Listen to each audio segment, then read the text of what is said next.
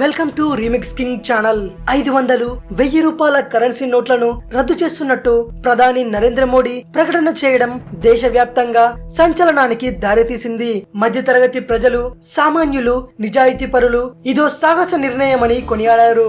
వందల కోట్లు నల్లధనం వెనకేసుకున్న కోట్లాది మంది అక్రమార్కులు ఈ నిర్ణయంపై ఏం చేయాలో తోచక తేలికుట్టిన దొంగల్లాగా ఉండిపోయారు. అసలు ఈ నోట్లను రద్దు చేయడం వల్ల సామాన్యుడికి ఎంత మేలు కలుగుతుందో ఇప్పుడు తెలుసుకుందాం. దేశవ్యాప్తంగా ఉన్న నల్లధనం బయటకు వస్తుంది.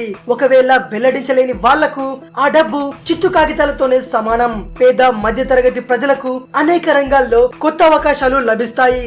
ఎలా అంటే, ఒక రియల్ ఎస్టేట్ సంస్థ నిర్మిస్తున్న నిర్మాణాల్లో ఎక్కువ మంది బ్లాక్ మనీ కలిగిన వారు ఎక్కువ ధరలకు కొనుగోలు చేస్తుంటారు.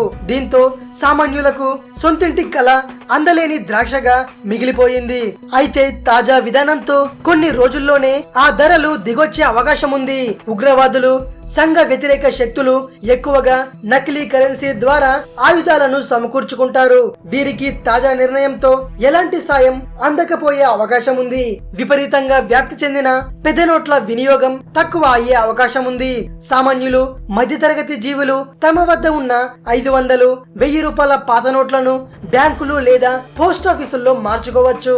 అయితే ఎక్కువ నల్లధనం పోగు చేసిన వారు బ్యాంకులకు వెళ్ళకపోవచ్చు. తద్వారా వారి వద్ద ఉన్న నల్లధనం మురిగిపోతుంది. అన్యాయంగా వచ్చిన ఆదాయంతో పెడధోరణితో రెచ్చిపోతున్న అరాచక శక్తులకు ఈ నిర్ణయం ఒక చెంపదెబ్బ లాంటిది. ఇది విషయం.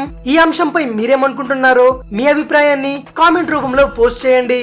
మరో ఇంట్రెస్టింగ్ వీడియోతో మీ ముందుకు వస్తాను. అంతవరకు సెలవు.